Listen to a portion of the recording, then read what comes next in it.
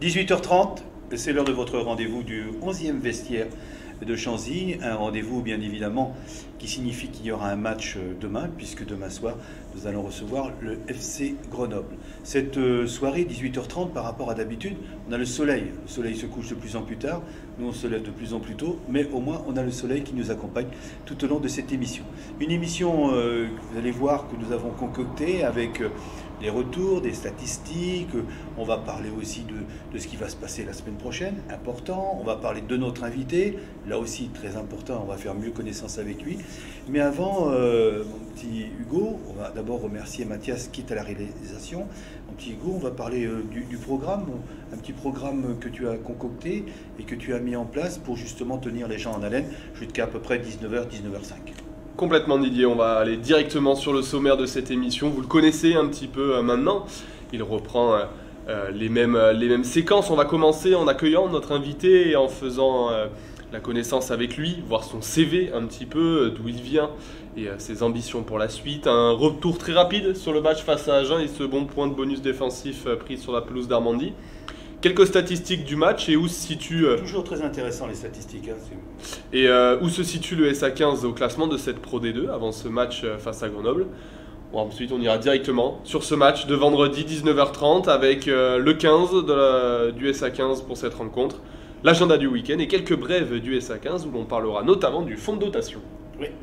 On reviendra sur le fonds de dotation qui va nous occuper la semaine prochaine, puisque nous avons un rendez-vous le 22 mars. Mais avant cela, vous avez, messieurs, beaucoup de travail à mettre en place, parce que cette soirée, on la veut parfaite et on la veut digne, justement, de ce fonds de dotation cœur violet. Et il y a beaucoup de choses à mettre et à fignoler et à finir avant mercredi prochain. Notre invité, il est avec nous.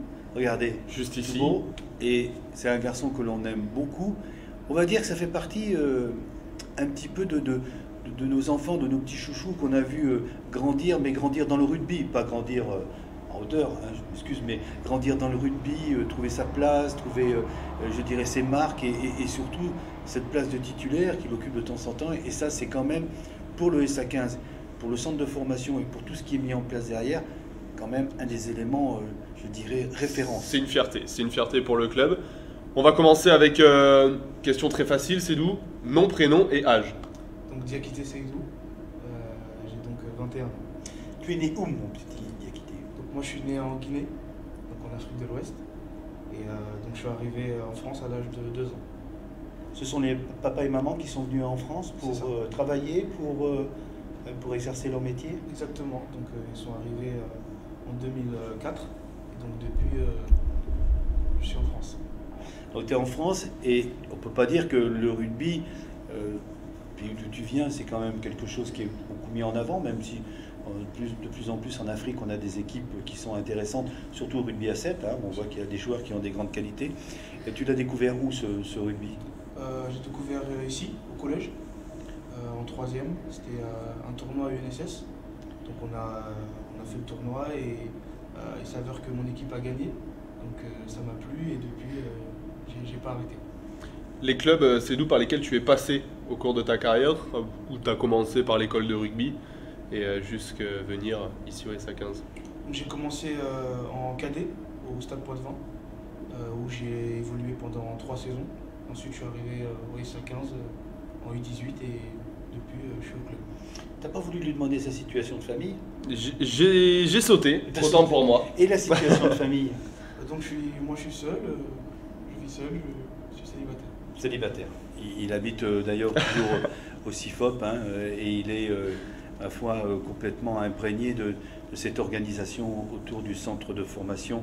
Et donc poste occupé, là nous on le sait, mais c'est vrai que de préférence c'est droite ou gauche, puisqu'on va parler de pilier là? À droite. À droite, ouais. Qui est quand même le plus difficile quand même. Je sais pas, parce que moi j'ai commencé à droite, et quand moi je vais à gauche ça me semble plus difficile, enfin pour moi, mais c'est vrai que les gens ils disent que à droite c'est plus souvent... Puis on se dit que les piliers droits sont ceux qui sont les plus rémunérés. On comprend bien que tu vas chercher un peu d'oseille quand même. Hein. Ah, pour l'instant je joue pour la passion. Bon d'accord, ça, ouais, mais nous aussi. Donc ton meilleur souvenir par rapport au rugby, est-ce que tu as déjà, par rapport à ta jeune carrière, des souvenirs qui t'ont marqué, qui reviennent de temps en temps quand tu es seul, que tu penses au rugby? Je dirais la demi-finale retour l'an passé avec l'équipe contre Valence Roman. C'était une super fête et c'est un super moment. Et maintenant, si on devait te souhaiter ton plus grand rêve, que ce soit dans le rugby ou ailleurs, ce serait quoi? Devenir un joueur professionnel. C'est mon but depuis le début et ce serait mon plus grand rêve là, à l'instant T. Si on te propose de la musique, tu choisis quoi comme musique? Ce que tu écoutes le plus souvent? Moi j'écoute de tout, j'écoute vraiment de tout, mais je dirais quand même de la musique afro de chez moi. De chez toi? Ouais, je dirais. Ouais. Et qu'est-ce qu'il y a comme chanteur connu justement de Guinée? En Guinée, il y a des petits artistes, il y a comme Sidiki Diabaté, c'est pas très connu, mais c'est en train de. Voilà, ça prend un peu plus d'ampleur et ils sont de plus en plus connus à l'international. Et tu viens manger à la maison, qu'est-ce qu'il faut que je te prépare, que tu aimes particulièrement? Moi je suis gourmand, donc tu me fais ce que tu veux, dis-toi. Pas de souci. T'as pas un plat référence, un plat de maman ou de grand-mère qui sont assez exceptionnels? Quand même, oui, quand même, les plats de maman, ça reste autre chose, mais je suis gourmand, je suis pas difficile. Et qu'est-ce que c'est par exemple les plats de maman? Parce que moi aussi je suis très curieux de cuisine, c'est quoi? Il y a un plat qui s'appelle le tchèp, donc c'est du riz rouge, on appelle ça le riz rouge. Et donc c'est du riz, des légumes et un peu de viande et ça passe tout seul. Quand ils font cuire, mais c'est pas quand ils font cuire du riz, même en essayant, on n'y arrive jamais. Ils ont une qualité de cuisson de riz. Je suis sûr que même si maman voulait me montrer la cuisson du riz, après quand tu le refais chez toi, ça ne marche pas. Voilà. Donc voilà notre invité. Bien évidemment, le rugby c'est ta passion, le rugby c'est de tous les instants. On parle du match qui va arriver là, de Grenoble. Malheureusement, tu es blessé et tu ne pourras pas participer à cette fête. C'est ça, donc je suis un peu gêné au niveau du psoas. Bon, c'est pas quelque chose de très grave, donc j'espère revenir rapidement. Voilà pour les nouvelles du terrain. Complètement. Pour revenir un petit peu sur ce que tu as dit, c'est d'où pour les gens qui nous regardent et qui n'ont pas forcément compris, tu as dit être un joueur professionnel. Pour certains, tu l'es déjà, puisque tu joues avec l'équipe professionnelle. Il faut dire que pour le moment, tu n'as qu'un contrat espoir et tu joues aussi avec cette équipe espoir par moment. Quel regard tu portes sur le parcours de tes coéquipiers? Tu as fait quelques matchs avec eux, tu jongles un petit peu entre les deux équipes, mais sur ce parcours de l'équipe espoir sur cette saison? Cette saison déjà, donc on évolue en espoir élite, donc le plus haut niveau espoir. Et je parlais des souvenirs, des meilleurs souvenirs que j'ai eus, mais il y a aussi la montée l'année dernière avec les espoirs. Donc cette saison on est en espoir élite et forcément c'est un peu plus compliqué. Mais on a un groupe pour se maintenir et on va aller chercher ça. En allant voir les matchs le dimanche, parce que je vous invite à venir au Stade des Rochers chaque fois que les espoirs jouent. L'année dernière, ce qui faisait votre force, c'était l'esprit d'équipe et surtout ne rien lâcher. Et on peut dire que cette année, c'est du copier-coller quand même encore. Bien sûr, ouais, c'est encore c'est ce qui fonctionne pour nous. Nous on est solidaires, on est une bande de copains et quand on gagne, c'est tous ensemble, quoi. On le voit notamment avec les résultats, avec cette défaite à Vannes qui est un prétendant aussi au maintien. Et de suite après, le match suivant, vous êtes remis sur les rails en allant gagner ce match à Montpellier, qui est une référence de top 14. Ce match à Montpellier, c'était compliqué? Bien sûr, parce que je pense qu'on ne nous donnait pas forcément gagnant là-bas à Montpellier, parce que c'est une équipe solide, ils ont des espoirs qui matchent souvent en top 14. Donc aller gagner là-bas, c'est un très bon coup pour nous et ça nous redonne de la confiance et ça peut qu'être bénéfique pour la suite. Je crois que les espoirs, dans leur état d'esprit, il n'y en a pas un qui a la grosse tête, il n'y en a pas un qui essaye de mettre son copain sous les ténoirs. C'est vraiment un esprit d'équipe et on s'aperçoit, on le voit pour Montpellier puis on l'a vu pour d'autres équipes, que sur ces grosses équipes-là, de temps en temps, il y a quelques joueurs qui sont un petit peu, qui se croient au-dessus et qui malheureusement ne donnent pas forcément le bon tempo à leur équipe. Et vous, par contre, vous êtes groupés, vous êtes solidaires et c'est ça qui fait la grosse différence. Bien sûr, je pense que c'est la force de l'équipe, c'est vraiment ça la force, c'est que on sait qu'on est tous, on est tous au même niveau, quand on redescend, on défend tous les mêmes valeurs, donc il n'y a personne qui se prend pour un autre et je pense que c'est ça la force du groupe espoir. Sur l'opération maintien, du coup, les espoirs qui pointent à la 9e place, il me semble, à 4 points du 8e, avec quelques journées encore à jouer, donc rien n'est fait. On espère fortement que nos deux équipes, on l'a dit On l'a dit dans les derniers temps avec ce classement des espoirs qui apparaît, avec le Stade Toulousain qui fait match seul en tête, et puis Montpellier qui est à 4 points sur cette 8e place. On espère que cette équipe va réussir à se maintenir. Oui, mais par rapport aux autres championnats, une précision, mais tu l'as peut-être dit, excuse-moi, mais c'est le dernier qui descend. Exactement. Donc à partir de là, des fois, dans d'autres poules, c'est l'avant-dernier, le dernier et l'avant-dernier. Là, en termes de poule espoir élite, c'est le dernier qui descend. Et à partir de là, donc 4 points d'avance sur Vannes, on peut espérer qu'un bon match à la maison. Le prochain match, tu l'as en tête? Oui, bien sûr, on reçoit Perpignan. Perpignan qui occupe la 5e place. 5e place. Donc c'est jouable à la maison, et en cas de victoire, eh bien, ça permettrait de finir ce championnat avec plus de sérénité. Et là encore, un rendez-vous à ne pas manquer au Stade des Rochers. Et il y a toujours énormément de monde, parce que vous avez su créer vos supporters, et vous avez su créer l'équipe qui vient vous applaudir et vous supporter. Et je crois que c'est un beau pari que vous avez réussi. C'est ça, c'est pas, on n'a pas forcément les plus beaux joueurs à voir ou quoi, mais je pense que les gens qui viennent nous voir, ils viennent voir un groupe de copains qui se donnent à 100% sur le terrain, et je pense que c'est pour ça qu'il y a peut-être de plus en plus de monde, et c'est super, c'est un super soutien, et nous on peut qu'être contents. Alors on s'est quitté sur un point de bonus défensif, c'était au match d'Agen. On s'est quitté la semaine dernière où, quand tu entamais The Chariot in the English, j'ai reconnu ton accent dans les tribunes. Tu m'as entendu? Oh, je t'ai entendu, voilà. Oui. Et donc, un beau souvenir, et que l'on a partagé, bien évidemment, de tout cœur avec toi et avec Brice. Et nous étions devant la télévision à nous enflammer. Je suppose que dans le stade, c'était extraordinaire. Donc, après ce beau spectacle, on va revenir quand même sur Agen, avec ce point de bonus défensif.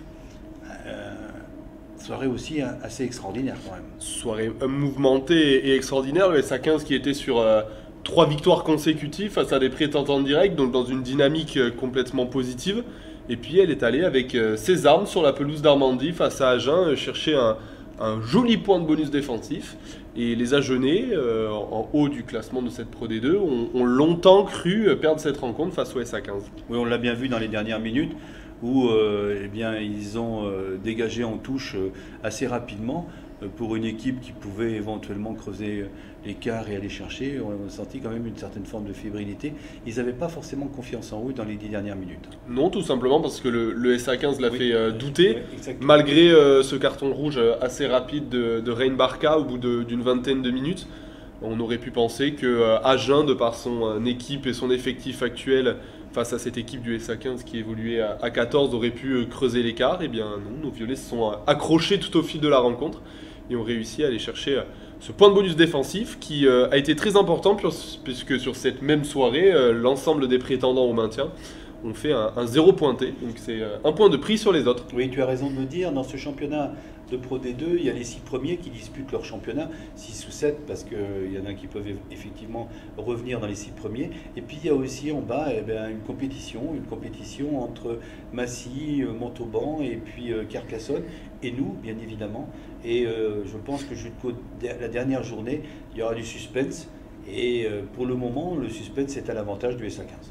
Complètement. Et puis avec quelques petites statistiques qui vont être mises à l'écran par Mathias, qu'on a essayé de mettre en avant. C'est 3 statistiques, notamment les 100% au plaquage de la part de 3 joueurs. Pour Yann Kitwanga, deuxième ligne, Sikili Nabou et Olé Avei. Donc notre deuxième ligne a été très efficace en défense et au plaquage. 100% au pied aussi par nos 3 buteurs. 3 buteurs différents sur la soirée, c'est souvent pas forcément le cas. Et puis 55% de possession, ce qui nous montre que le SA15 a tenu le ballon sur la pelouse d'Armandie et n'a pas eu peur d'envoyer du jeu. Exact. Et quand on parlait des 100%, on rappelle que c'est Manuel Soubus, Jacob Botica et Mathieu Hugat qui, par rapport à leurs pieds même, peuvent se permettre à un moment ou à un autre de prendre une pénalité ou d'aller chercher. Le genre de statistiques, là, c'est quelque chose que vous regardez, que tu regardes un petit peu par rapport à ton jeu personnel. Tu essayes de voir quand tu joues ce que tu as fait, ce qui a été, ce qui n'a pas été, que tu peux rectifier éventuellement le match après. Bien sûr, on a des retours des statistiques et on voit un peu ce qu'on a fait et bien sûr qu'on essaie de gommer ce qui ne va pas et d'accentuer ce qui va bien. Donc les statistiques, c'est très important et je crois que tu as raison de le dire. Nous, on les regarde avec beaucoup d'empathie parce que quand on voit du 100% et puis qu'on voit les plaquages, on se dit oh là là, mais il y a toute une analyse derrière qui permet d'améliorer les performances de l'équipe après. Complètement, et puis c'est un travail qui est fait notamment par Mathis Giroud et Mathis Ducap et Alexandre Vie aussi, qui s'occupent de capter tout ce qu'on appelle cette data et cette statistique et qui permet de faire un retour précis aux joueurs. C'est d'où les statistiques sur lesquelles toi tu t'attardes en tant que pilier, notamment pilier droit. Il y a des statistiques particulières que tu regardes? Oui, quand même, au poste, on va essayer déjà de ne pas être pénalisé en mêlée, parce que c'est ce qu'on nous demande, c'est le premier requis au poste. Et ensuite, voilà, le travail qu'il y a dans le match, c'est-à-dire le nombre de plaquages, les plaquages réussis, le nombre de ballons qu'on a pu porter, l'efficacité dans les rucks. Donc voilà, et toutes ces statistiques-là. On va aller sur le classement, hein, peut-être. On va demander à Mathias, notre réalisateur, de nous proposer le classement. Ça nous permettra, puisqu'il y a eu une semaine de vacances, de se replonger un petit peu. Et voilà, ce classement avec Oyonnax qui marche sur l'eau, hein, quand même. Marche sur l'eau, 20 points d'avance sur le FC Grenoble, avec les logos qui se sont un petit peu intervertis. Mais c'est bien Grenoble qui est deuxième et qui foulera la pelouse de Chanzy avec 68 points. Avec ce match en retard que Grenoble est allé gagner sur la pelouse d'Aurillac. Là aussi un déplacement très important et les Grenoblois qui sont sur une série de 8 victoires consécutives, donc qui viendront avec des intentions. Et comme tu l'as dit Didier, ce championnat de bas de tableau où ça faisait longtemps qu'on n'avait pas vu le SA15 aussi haut, et notamment ce point de bonus défensif à Agen nous permet d'aller voir cette 13e place et nous laisse apercevoir Rouen 12e avec ses 7 points d'avance. Oui, alors lorsqu'on regarde le classement, comme tu viens de le décrire, sachez qu'en ce qui concerne le programme pour cette fin de saison, un programme qui va commencer dès demain soir, on va recevoir le 2e, Grenoble, on va recevoir le 3e, Mont-de-Marsan, on va recevoir le 5e, Biarritz, on va aller à Vannes qui est actuellement 8e, on ira aussi à Aurillac avec la chance peut-être de ne pas avoir du mauvais temps et pas trop froid, on va recevoir aussi l'AS Béziers, donc tout ça pour dire... Provence, c'est Provence c'est Provence, pardon. Provence, et oui c'est vrai que Béziers ils sont déjà venus, et Provence, et puis aussi on terminera par Oyo, un match donc, qui se situera début du mois de mai. Tout ça pour dire que ce championnat, il est intense, il est violent par moments au niveau des impacts et que les résultats ne sont pas aujourd'hui figés. La seule chose que l'on espère, hein, c'est que au même titre qu'il y a eu des logos et des petits placards, et bien qu'on aura pour 2023, si ce n'est pas la reconquête, mais c'est le maintien. Alors c'est peut-être pas le mot qui sera choisi, on choisira peut-être un mot différent, mais qu'en 2023 ce sera le maintien, parce que ça serait quand même une belle chose d'être remonté et de se maintenir, alors qu'on ne nous donnait pas la possibilité de remonter quand on est descendu, rappelle-toi, et là on nous avait mis dans les derniers en ce qui concerne, je dirais, le maintien. Donc tout ça veut dire que le travail au sein du SA15, plus il est solide, plus il est costaud, et plus on peut envisager l'avenir avec une certaine forme de sérénité. Cette saison est longue, elle est loin d'être finie, mais pour le moment les voyants sont au vert et on ne doute pas que l'ensemble de l'effectif et du staff travaille d'arrache-pied toute la semaine pour maintenir ces voyants au vert et maintenir ce club du SA15 qui, on le voit sur notamment ces derniers matchs, a toute sa place dans ce championnat de Pro D2. On va vous proposer l'affiche. Vous savez que c'est toujours un rendez-vous graphique très intéressant. Et c'est nos amis d'Encore hein, qui le font, cette petite affiche. Donc une affiche avec, on voit Kodishvili, Jarmoni, dont c'était l'anniversaire hier. Et puis Kems Raivono qui va, on le verra tout à l'heure, peut-être figurer sur la feuille de match. On ne va pas le dire tout de suite. Il sera peut-être sur la feuille de match. Et puis, sans oublier le marché de Léopold, qui sera le partenaire du match. Important d'avoir ce genre de partenaire pour nous soutenir. Ces affiches-là, c'est toujours un rendez-vous, je dirais, de visage, de mouvements tels que Jarmoni, de pensée pour Kems Raivono. Figurer sur l'affiche, c'est une petite satisfaction de temps en temps? Oui, bien sûr. Ça fait toujours plaisir de se voir sur l'affiche et voilà, quand ça annonce la couleur du match. Bon. On continue et on est arrivé maintenant à ce que vous attendez. vous attendez bien sûr de nous entendre, de nous voir, mais vous attendez aussi la composition de l'équipe. La composition de l'équipe qui vous est proposée toujours aux alentours des 18h20, 20-25. Mathias a mis en ligne cette composition d'équipe et nous allons bien évidemment, et Hugo surtout, vous la proposer. Avec ce 15 des Violets qui a été proposé par le staff, cette première ligne avec Pachi Bidar et son numéro 2, Grachik Vartan aura le numéro 1 et pilier droit ce sera Shota Gogis-Vanidze. Costaud. La seconde ligne, un attelage que l'on a déjà vu, mais ce sera Yann Kitwanga, il me semble, avec son numéro 4, qui sera associé avec Sikeli Nabou. La troisième ligne, le numéro 6 est capitaine Gauthier Gibouin, le numéro 7 Germain Burgot et le numéro 8 Yacine Jarmoni, qui était sur l'affiche de la rencontre. La charnière, elle est bien connue. Ce sera le numéro 9 pour Manu Sobus et le numéro 10 pour Mathieu Hugalde qui était resté sur un drop salvateur face à Montauban. La paire de centre, le retour d'Iñaki Ayarza avec son numéro 12 et l'Edouard Mou aura le numéro 13 et le triangle de derrière. Didier, tu avais raison. Le numéro 14, ce sera Caminelli Raivono, le numéro 11 Marvin Lestremo et le numéro 15 Pierre Lafitte. Oui, d'ailleurs, Vincent Etchetou nous expliquait. Pardon, vous allez avoir les remplaçants, les finishers. Et pour les finisseurs, on aura le numéro 16, Olé Avei, le numéro 17, Michael Kumbirai, 18, Yann Kitwanga. Donc ce sera plutôt un petit changement puisque Yann Kitwanga sera titulaire. C'est Copland. C'est Copland, exactement, qui aura le numéro 19. Non, le 18, c'est Bekeboom, pardon, qui aura le numéro 18. Le numéro 19, Robin Copland. Le numéro 20, Adrien Beau. Le numéro 21, Jacob Botica. Le numéro 22, Nassoni Nakiri. Le numéro 23, Daïr.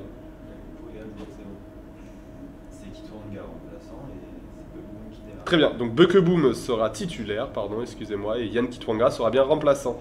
Et ce sera bien le numéro 22 pour Nassoni Nakiri. D'accord, voilà pour la composition d'équipe. À noter qu'il y a des joueurs qui avaient reçu un petit mot de compliment de la part de Vincent Etchetou au cours de la conférence de presse. Et on voit que Kems Raivono fera sa deuxième feuille de match titulaire de suite. Et ça signifie qu'ils ont besoin pour certains joueurs, hein, on est entre nous, on discute entre nous, certains joueurs qui arrivent en fin de contrat eh bien, fin juin, ils ont besoin de se montrer. Ils ont besoin de montrer qu'ils sont capables bien d'être titulaires en Pro D2 pour éventuellement actionner une mutation vers un autre club. Oui, et puis les performances aussi cycliques. Il faut accepter que certains joueurs aient des prestations à certains moments de la saison un peu moins élevées. Et puis que c'est aussi la chance d'avoir une profondeur d'effectif. Ça permet à ce que des joueurs un peu moins en vue sur les premiers matchs au milieu de la saison mais soit plutôt en forme sur cette fin de saison et on aura besoin de plus de 23 joueurs pour se maintenir, mais tout un effectif de 30-40 joueurs. Tu as raison. Un mot, justement, on sait que voilà, on annonce les titulaires, ceux qui ne jouent pas, le rugby après c'est fait de mutations, etc. Est-ce que quand on est jeune comme toi, on se prépare psychologiquement, on a une aide justement à cette gestion du futur, à ces incertitudes éventuelles du futur? Bien sûr, il y a beaucoup de joueurs qui viennent nous parler, qui nous disent que si on a une question ou si on a envie de savoir quelque chose, si on a un doute, de ne pas hésiter à aller leur en parler, notamment les joueurs d'expérience comme Olé ou même le capitaine Gauthier Gibouin. Et voilà, les coachs aussi, ils nous parlent et voilà, et on n'est pas tout seul quoi, face à ça. Parce qu'on dit que le rugby, la chance de faire du rugby, c'est un beau métier, etc. Mais à côté, il y a quand même des périodes qui sont quand même pas toujours très très faciles. On le voit bien, nous qui côtoyons les joueurs au quotidien, il y a des joueurs qui se retrouvent des fois dans des situations un petit peu difficiles à gérer, mentalement surtout, pas physiquement, mais mentalement. Bien sûr, une saison, elle est jamais linéaire et il y a forcément des moments plus difficiles que d'autres et c'est ces moments-là qu'il faut savoir gérer. C'est vraiment important d'apprendre à les gérer. La billetterie, où on en est? La billetterie, les billets sont partis. Est-ce que ça part vite, donc n'hésitez pas à prendre vos places directement sur la billetterie en ligne dès ce soir, ou bien au guichet ou à la boutique du stade. Les guichets seront ouverts demain à partir de 17h30. On vous attend nombreux. Il fait plutôt beau aujourd'hui, on espère que le temps sera aussi au rendez-vous demain. Oui, il fera beau demain. Et on espère que vous serez nombreux à soutenir nos violets, puisque eh bien, là aussi, ils auront besoin de vous et de tout votre soutien. Et figurez-vous que vendredi, c'est la Saint-Patrick. Et donc, qui dit Saint-Patrick, qui dit une opération spéciale pour le stade. Une bière achetée, une bière offerte de 17h30 à 18h30. Donc venez au stade et en plus venez tôt. Une bière achetée, une bière offerte. Exactement. Eh ben donc ça c'est une bonne chose. Et on va continuer si vous voulez avec un agenda du week-end, puisque quand on parle du SA15, on parle bien sûr et souvent de l'équipe première, c'est normal, c'est l'équipe première qui porte le club, mais il y a aussi d'autres rencontres et d'autres possibilités, donc voilà. Et ça commence dès ce soir avec cette rencontre de Pro D2 avec Oui, Massy qui accueille on était sur Agen. la Pro D2, on était sur la Pro D2 effectivement. Et le vendredi, d'autres rencontres auront lieu avec le SA15 qui accueillera Grenoble, Carcassonne qui accueillera le Stade Montois, Vannes qui accueillera Oyonnax. Et ensuite, ce sera un gros rendez-vous pour Montauban qui accueillera Béziers, Colomiers accueillera lui le Aurillac. Et enfin, pour clôturer cette dernière journée de Pro D2, c'est le Biarritz Olympique qui accueillera Nevers. On suivra avec attention quand même le match de Montauban qui reçoit, et bien évidemment le match de Carcassonne. Hein. On n'espère pas, mais voilà, hein. On ne le dit pas, mais on le pense très fort hein, quand même. Voilà pour ce qui est donc de l'agenda du week-end. On va continuer un petit peu à parler de notre vie de tous les jours. On a le fonds de dotation qui va voir le jour, qui en fait est déjà né en coulisses. Hein. Vous expliquer. Fonds de dotation, ça veut dire, quelqu'un va venir nous l'expliquer, ou est-ce qu'on se le fait tous les deux? Comment on fait? Mathias va venir en discuter et je vais lui laisser mon siège. Voilà, Mathias qui va... Voilà, vous voyez les coulisses.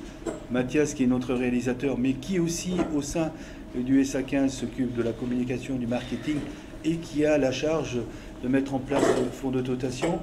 Je serais tenté de dire, Mathias, que là, le SA15 grandit, se porte au niveau d'autres clubs, parce que le fonds de dotation, c'est pas une invention SA15. Ces fonds de dotation, ils existent dans d'autres clubs. Hein.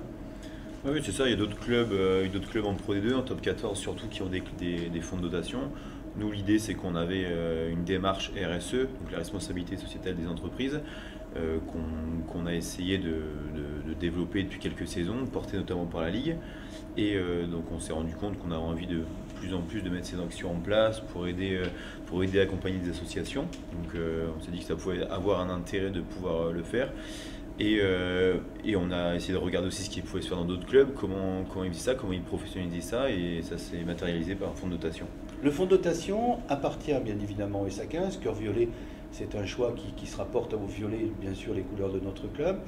Mais ça fait partie, c'est une identité à part. Une entité à part qui est une association à part, hein, on est bien d'accord. C'est ça, c'est une association à part qui émane du SA15 mais qui a sa propre entité. C'est SA15 Cœur Violet. Voilà, donc qui va avoir son propre budget de fonctionnement, qui va avoir une stratégie d'action de mise en place, des actions environnementales, des actions en faveur de la santé, en faveur du sport, de l'inclusion. Donc voilà, ça va être un maximum d'actions. On a fait une hier soir déjà avec le don du sang, donc le don du sang qui avait posé ses valises dans les espaces VIP du SA15. 60 personnes qui sont venues, donc c'était la première opération portée par le fonds de dotation, et la seconde du coup sera mercredi avec cette soirée de vente aux enchères, donc qui va nous permettre de lever un maximum de fonds. Oui, pour revenir un petit peu avant de parler de la vente aux enchères, tu as raison, et de la soirée, vous allez sortir un peu de ce stade de Chanzy, vous allez sortir de cet environnement que vous connaissez bien, les vestiaires, tout, parce qu'il est important que le SA15 montre qu'ils sont près des gens, près des associations et près de tout ce qui peut être la vie de tous les jours. Hein. C'est ça qui est important, vous montrer. C'est ça, on est... Avec ce qu'on va être en mesure de faire avec le fonds de dotation, on va réussir à lever des fonds, ce qui va nous permettre de pouvoir accompagner des associations, de pouvoir soutenir des projets humanitaires, soutenir des causes, accueillir des jeunes qui, par exemple, n'ont pas forcément la possibilité de venir voir des matchs. On va pouvoir les inviter via le fonds de dotation à venir assister à un match, faire des actions même avec des joueurs. L'année dernière, on était parti avec Iñaki et Ipachi Bidar qui étaient allés échanger avec des jeunes en situation de handicap. Donc le fait de pouvoir avoir le fonds de dotation qui peut qui peut accompagner les joueurs et ces associations à mettre ça en place. Ça va être, donc peut-être que demain Cédou sera aussi amené à participer à ces actions. C'est l'idée Bien aussi, sûr. parce que voilà, même faire des actions avec les jeunes qui ont besoin de découvrir besoin de découvrir le rugby aussi, qui n'ont pas forcément les moyens d'eux. Voilà, ça va être un panel d'actions qu'on va essayer de mettre en place avec le fonds de dotation. Et pour commencer, mercredi prochain, donc un grand repas. Mais là, on est sur un repas haut de gamme, puisque quand même, on est sur un étoilé qui va servir à table. C'est ça, ça va être une soirée qui va être, et un repas qui va être proposé par Guillaume Vessière, donc le chef des sources de Fontbelle. Et du coup, une soirée où on va, à l'occasion de cette soirée, qui sera présentée par Clémentine Sarlat, donc, notamment connue pour ses interventions sur France Télévisions ou Beansport, etc. On va faire la vente des maillots qui ont été portés à l'occasion du match face à Colomiers, donc les maillots de la bande dessinée. Et l'idée, ça va être de lever un maximum de fonds pour pouvoir proposer nos actions du fonds de dotation. Créer un petit budget, créer C'est ça. une rentrée d'argent pour après prendre des initiatives et Exactement. cet argent-là, qu'elle puisse profiter à des gens qui en ont besoin et non pas profiter, je dirais, au club par lui-même, mais ça sera de façon induite. Donc ça sera mercredi soir, vente aux enchères avec un commissaire-priseur, donc ça fait sérieusement, hein. Ça ne sera pas des coups de marteau ni comme ça, ça sera fait une belle soirée et à partir de là, on aura l'occasion, certainement dans le cadre des vestiaires de Chanzy, de faire un petit compte-rendu de cette belle soirée. Oui. Il reste encore des places. Il reste encore des places. Il reste encore des places. Il reste encore quelques places. Ouais. On va clore la billetterie, je pense, demain, voir dans le week-end s'il y a des dernières personnes qui veulent venir, mais normalement, fin de semaine, c'est terminé. Et puis il y a un petit peu de boulot quand même. Oui, il y a un petit peu de boulot. Ouais. Ouais, il y a un petit peu de boulot. Et le monsieur derrière, il me fait signe, je sais pas ce qu'il veut. Je pense qu'on a dépassé On a le dépassé chronomètre. Les tarifs, oui, Ah oui. bien sûr, les tarifs. On est à la soirée, c'est 140 € par personne, mais avec possibilité de faire un mécénat puisque le fonds de dotation est une association. Et donc, à partir du moment où vous avez une possibilité de défiscaliser jusqu'à 66% en tant que particulier. Oui, ça c'est important, hein, parce que effectivement le coût, les gens disent 140, non, mais il y a de la défiscalisation derrière, et les 140, c'est pas ce que ça va vous coûter, puisque derrière, vous aurez un CERFA qui vous permettra de le déduire au moment de la déclaration des impôts. Et c'est toujours un petit gain, et c'est toujours de toute façon, c'est ce qui se fait souvent sur les dons. Oui. Sur les dons, on a la possibilité de récupérer. Merci, monsieur le réalisateur. Avec plaisir. C'était un plaisir Avec plaisir, de te recevoir. Avec plaisir, hein. c'est doux. Ça va faire combien d'émissions qu'on fait? Ça fait peut-être une trentaine. Et c'est la première fois que tu viens t'asseoir dans le fauteuil Ouais. du présentateur. Je préfère laisser sa place à Hugo quand même. Moi je ne sais pas. Moi, j'étais bien avec toi. Bon, on va en discuter. À moins qu'on fasse maintenant. Ou à moins que ce soit un sandwich et que moi, plut, hop, je suis... Non, mais on va continuer. Et surtout, bon courage pour mercredi. Puis on en parlera, bien évidemment, Merci. une prochaine fois. Le fonds de dotation, donc voilà. On va parler de 2-3 petites brèves, parce qu'on est curieux des petites brèves.